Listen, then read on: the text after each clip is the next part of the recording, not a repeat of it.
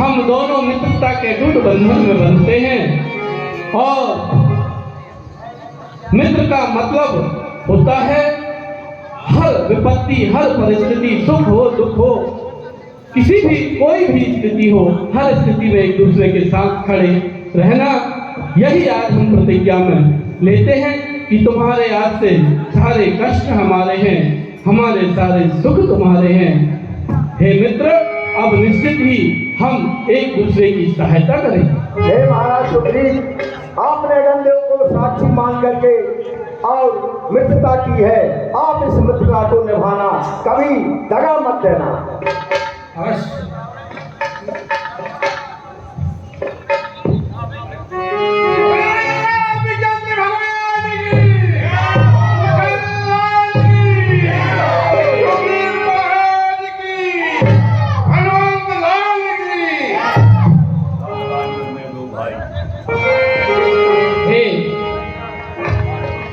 मित्र, कहिए प्रभु श्री राम।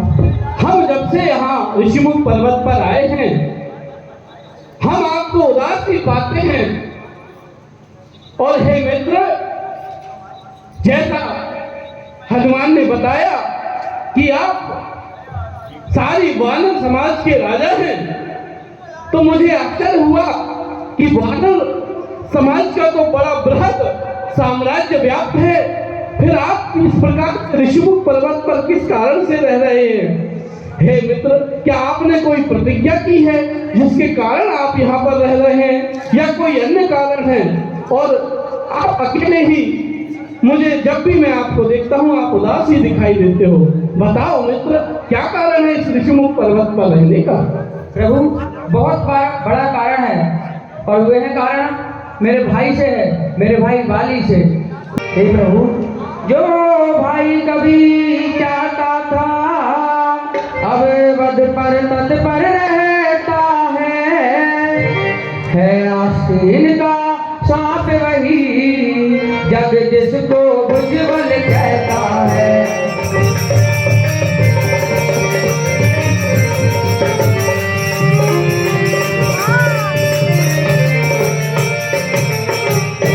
हे प्रभु, मैं और मेरा भाई वाली, हम भाई भाई थे। हम दोनों की मित्रता, हम दोनों का भाई का प्रेम अत्यधिक कठोर एवं कठिन था। इतना मित्रता इतना था कि कोई हमारे सामने कोई शक्ति हमको छू नहीं सकती थी, कोई हमसे युद्ध से जीत नहीं पाता था। प्रभु, एक दिन ऐसा क्या हुआ, एक मैं का पुत्र मायावी दानव राक्षस आधी रात को किष्किंधा महल में आ गया। किष्किंधा महल में आकर उसने मेरे भाई वाली को ललकारने लगा, युद्ध के लिए ललकारने लगा, और वाली क्रोधित वाला था, गुस्सीला था। और आपको तो पता ही है प्रभु, आधी रात को यदि कोई किसी को भी आवाज लगाए, चिल्लाए, तो चिल्लाती हुई आवाज को सहन नहीं कर पा रहा है।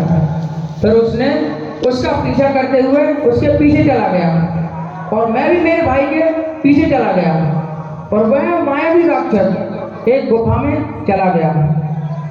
तो जैसे वो गुफा में गया तो बाली ने मुझसे बोला कि मैं जब तक यहाँ पर न आऊँ, जब तक तुम यहाँ से कहीं मत जाना। बाली ने मुझसे बोला कि 15 दिन तक यदि मैं न आऊँ तो तुम यहाँ से चले जाना। यदि फिर वहाँ से मैं 15 दिन तो क्या, 1 माह तक खड़ा रहा। हे प्रभु, फिर मैंने देखा कि वहाँ से आवाज आने लगी, गर्जने की आवाज आने लगी, और फिर देखा कि रक्त की धाराएं चलने लगी।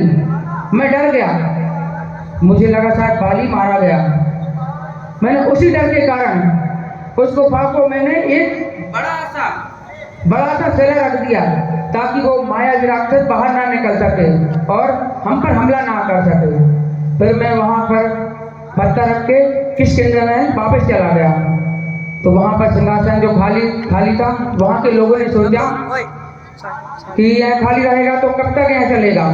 तो वहाँ के नगर वासियों के लोगों ने मुझे जबरदस्ती राजपाट का सिंहासन पर बैठा दिया, गद्दी पर बैठा दिया। फिर कुछ समय बीतता गया, बाली वापस आ गया। वह बहुत क्रोधित से मुझे देखकर मुझे मारने लगा, बहुत प्रकार से मारने लगा।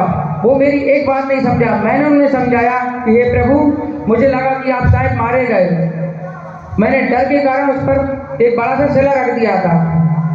प्रभु मुझे क्षमा करें, मेरे यहाँ पर जबरदस्ती का कोई नहीं था। यहाँ के नगर वासियों के लोगों ने मुझे सिंहासन पर बैठाया था, पर उसने मेरी एक ना सुनी। प्रभु मुझे तो छोड़ो, मुझे मारा तो मारा, मेरी पत्नी को भी छीन लिया।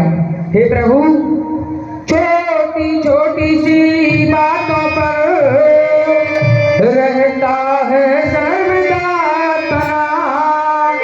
ले लिया राज पत्नी छीनी, अब मेरा काल बना है वह।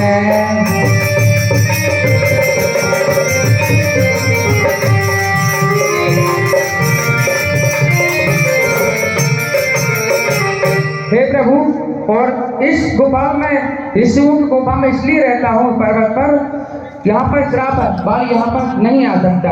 इसी सुन सकता मैं है अब भूलकर को दंड तोलती है।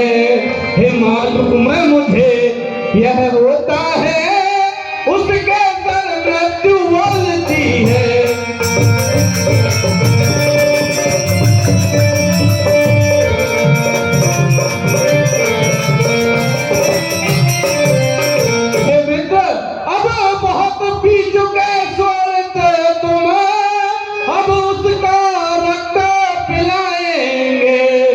सब राजपाट है सुग्रीव तुम्हें हम संध्या तक दिलवाएंगे।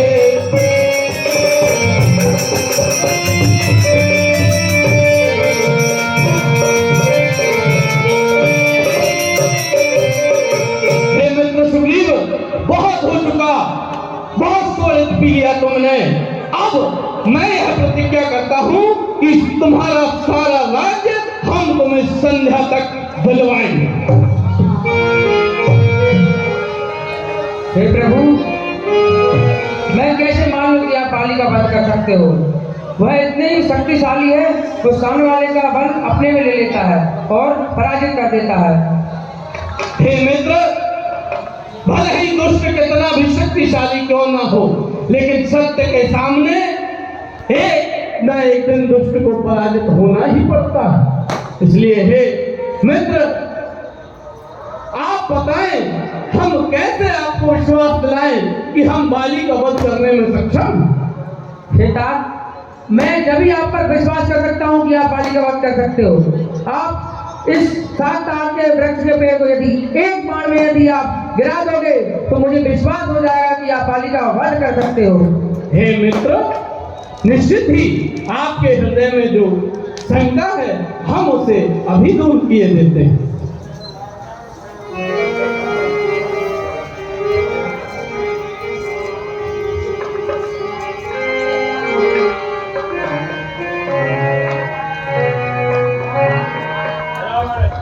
हे प्रभु, मैं समझ गया आप बाली का वध कर सकते हो।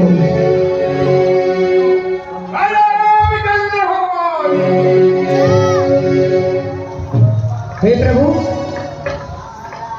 हम इस पर्वत पर हमारे सभी मित्र लोग हम बैठे हुए आपस में बात कर रहे थे, तो हमने आकाश की ओर एक दक्षिण दिशा की ओर एक विमान को जाते हुए देखा।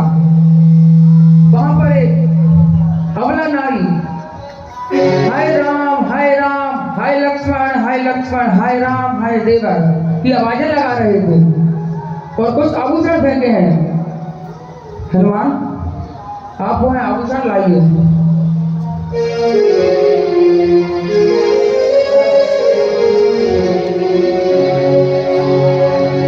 मुझे कहीं ऐसा लगता है माता सीता की तो नहीं है, आप वो देख कर बताना। हाँ हे मित्र, निश्चित ही, क्योंकि हम जब वहां से निकले थे, ये संपूर्ण आभूषण सिया के ही हैं।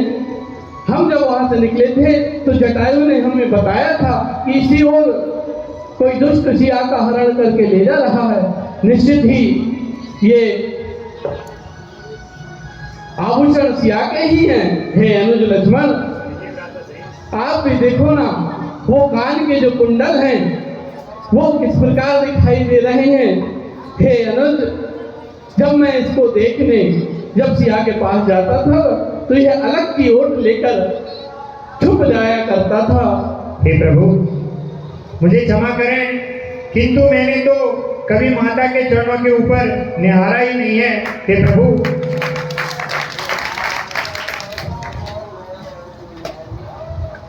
हे मित्र, आपने बहुत बड़ा उपकार किया है। एक आशा और आपने मुझे दे दी है कि सिया इसी मार्ग से गई हुई है। अब हे मित्र, हमने जो प्रतिज्ञा की है उसको पूर्ण करने का समय आ गया है। अब हे मित्र, आप जाओ और प्रथम उस दुष्ट बाली को युद्ध के लिए ललकारो, क्योंकि उसको वरदान प्राप्त है, इसलिए हम वरदान खंडित नहीं करेंगे। आप जाओ और उसको युद्ध के लिए ललकारो। जब वह युद्ध करने आएगा तो पेड़ की ओर लेकर हम उसका विध्वंस कर देंगे।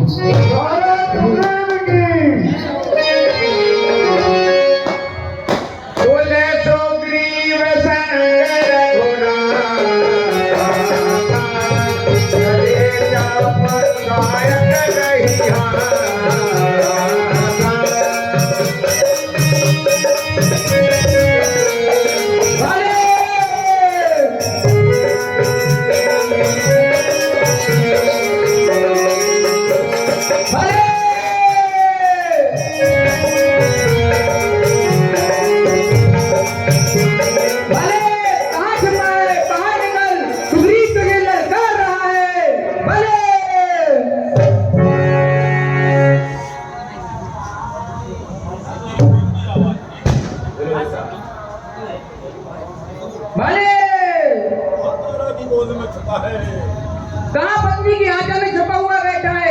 बाहर निकल।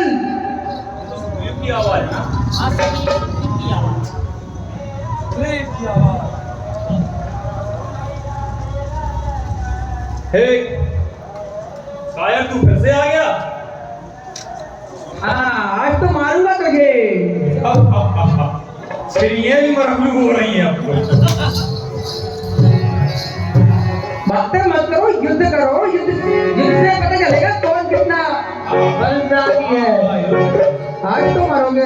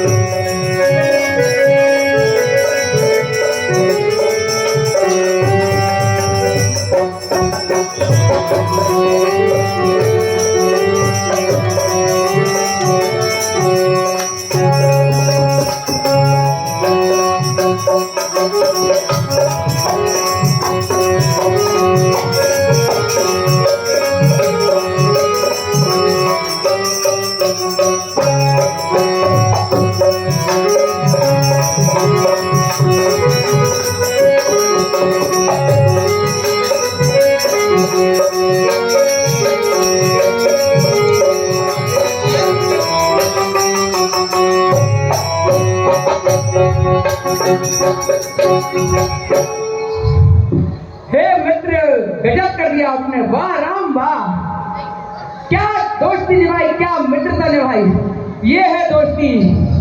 हाय हे प्रभु, हे राम, तुम्हारे कहने से हे झगड़ा बोल लिया मैंने। तुम खड़े खड़े है काल समान, बाली मुझको उसका बल तोड़ लिया मैंने।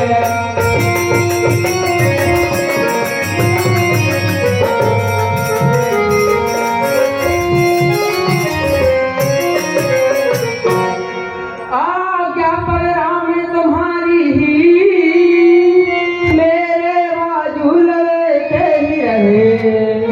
तुम खड़े खड़े लगते ही रहे, मुझ पर मौके पड़ते ही रहे।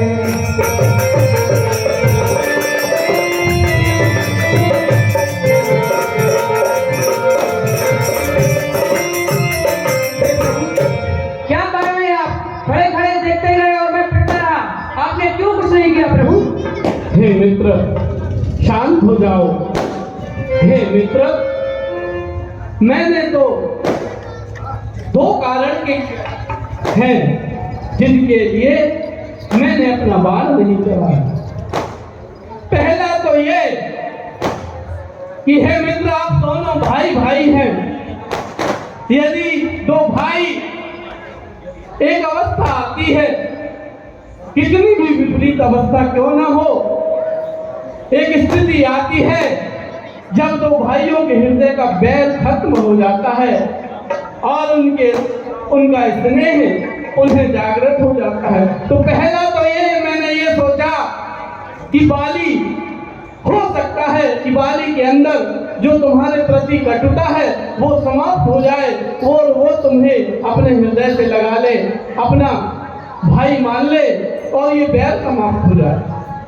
दूसरा कारण ये है अनुज, हे सुग्रीव, तुम दोनों भाई रंग रूप और अवस्था में एक समान ही दिखाई देते हो। यह भी मुझे भेद नहीं रहा कि कौन बाली है और कौन सुग्रीव है। इस संकोच के कारण भी मैंने बाण नहीं चलाया, किंतु मैं समझ गया हूं कि अब बाली के हृदय में प्रेम नहीं बचा है। निश्चित ही अब वह अंतिम मृत्यु की ओर जाने वाला है। इसलिए हे मित्र, अब तुम निसंकोच होकर पुनः जाओ और उसे युद्ध के लिए ललकारो। मैं अभी तुम्हारी यह पीड़ा हर लेता हूं और इस बार ये हार पहन कर जाओ, ताकि हे मित्र, तुम्हारे गले में हार रहे, तुम्हारी मुझे पहचान रहे और इस हार को देखकर बाली को भी अपनी हार का भान रहे। जो आप पठवा मुनिवल देह विशाला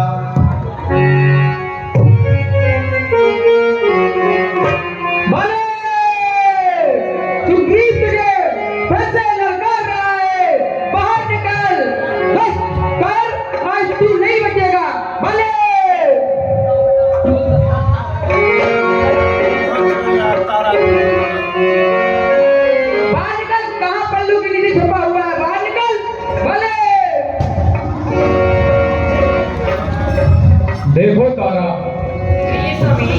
ये फिर से मुझे पुकार रहा है, ललकार रहा है। रहने दो स्वामी, यदि सुग्रीव पुकारता है पुकारते हो। तुम एक वीर की भार्या होकर ऐसी बात करती हो।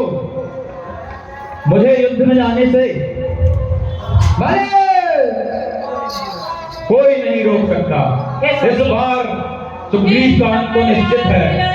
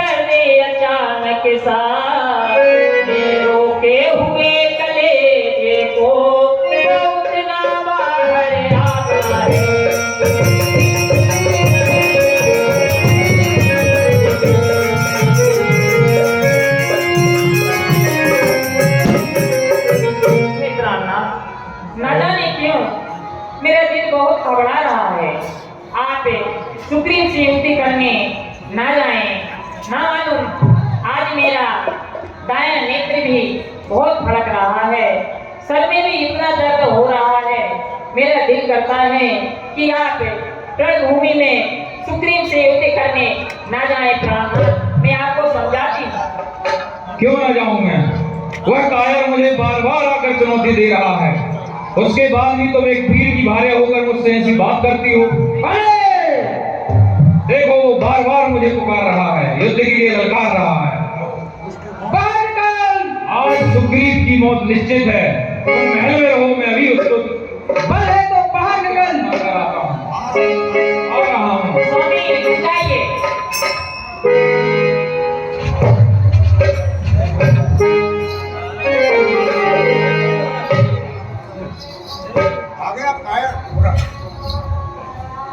फिर से आ गया कायर। हाँ, इस बार तो तेरी मौत निश्चित है। युद्ध करो युद्ध, बातों से कुछ नहीं होता, युद्ध युद्ध। पिछली बार भी यही कहा था तुमने। इस बार तो मार के ही मारूंगा मैं। चल आ, इस बार तो तू ही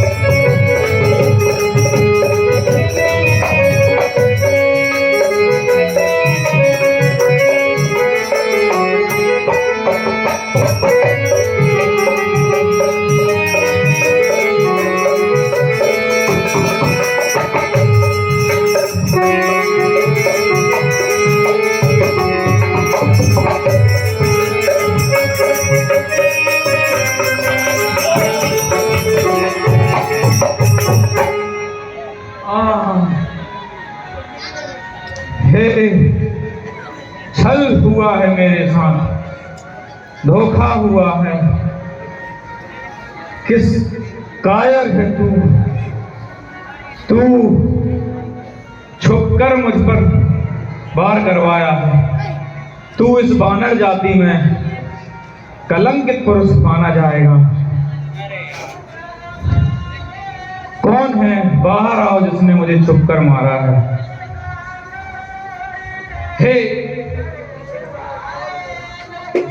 हे बाली, मैं अयोध्या नरेश महाराज दशरथ का ज्येष्ठ पुत्र राम हूं और आज तुम पर यह जो बाण चलाया है यह मैंने ही चलाया है। अच्छा, धर्म हेतु अवतनयो गोसाई, मारे हो मोह व्याध की नाई। अच्छा, तो हाँ, तुम ही हो। तो इसी बीच में 50 रुपए की राशि महाराज बाली के पाठ पर प्रसन्न होकर परम सम्मानी हमारी लीला के वरिष्ठ भैया नीतिराज जी पटेल उनके द्वारा प्रदत्त किए जाते हैं। मंडल इसी प्रकार सहयोग की कामना रखता है।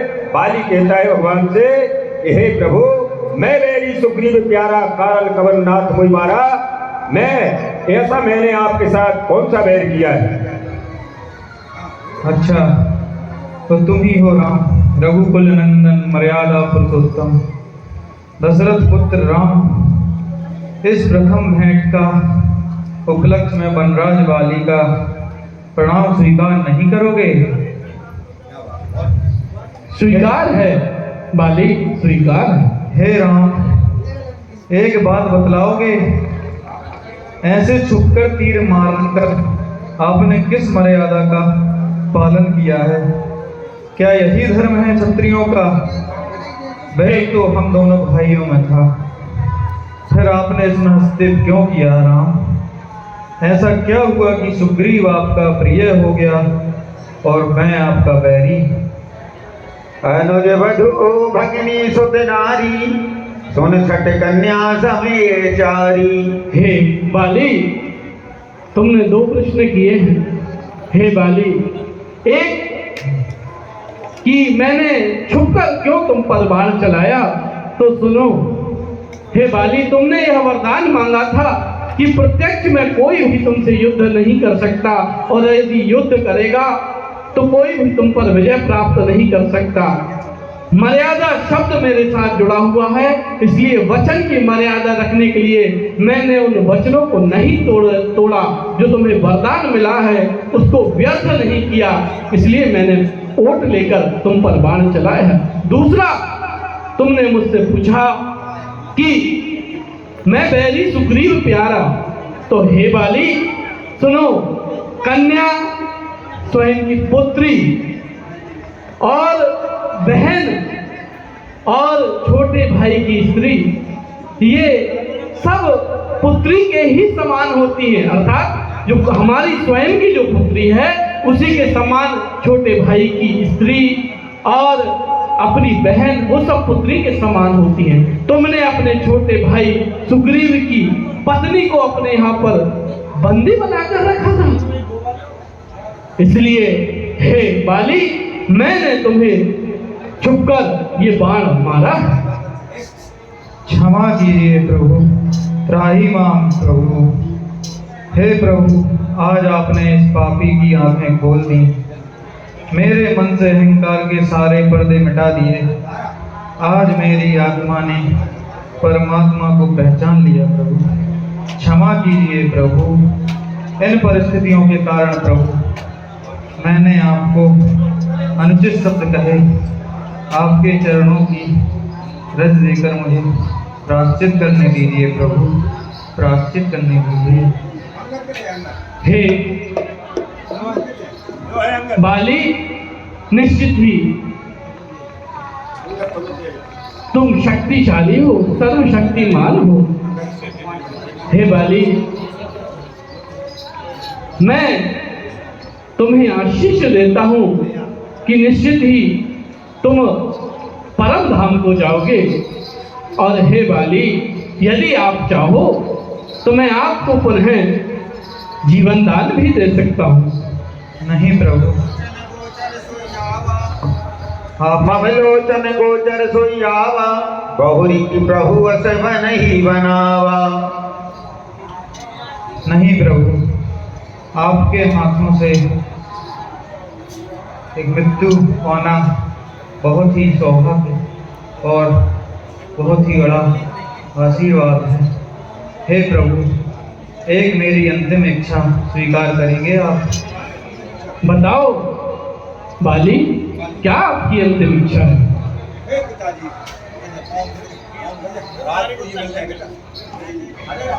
हे प्रभु, यह मेरा पुत्र अंगद है, इसे मैं आपको समर्पित करता हूँ। हे पुत्र, आज से यही तुम्हारे पालक, यही तुम्हारे माता पिता हैं। सदा इनकी सेवा में लगे रहना पुत्र, लगे रहना। हाय स्वामी, ये क्या हो गया?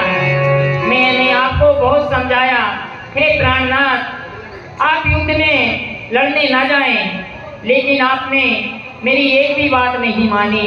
हाय स्वामी, मैं आपके बिना कैसे रहूंगी? हे देवी, हाय, धैर्य धारण कीजिए। हे मित्र सुग्रीव,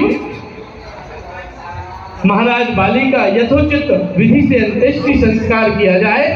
और हे हनुमान, हे लक्ष्मण, आप भी उनके साथ जाओ और महाराज बाली के अंत्येष्टि उपरांत सुग्रीव जी का राज तिलक और अंगद को राजकुमार के रूप में वहां स्थापित करो, और उसके बाद हम आगे देखेंगे।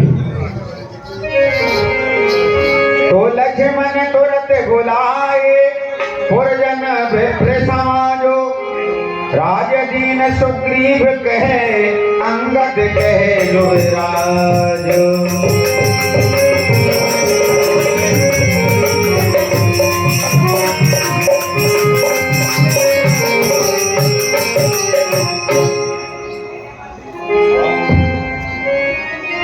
स्वस्तिना इंद्रो वृद्धस्वाहा, स्वस्तिना गुरुभाव विश्ववेदाः, स्वस्तिनस्तार्क्ष्यो अरिष्टनेमि, स्वस्तिनो बृहस्पतिर्दधातु। ओम वेदाय नमः।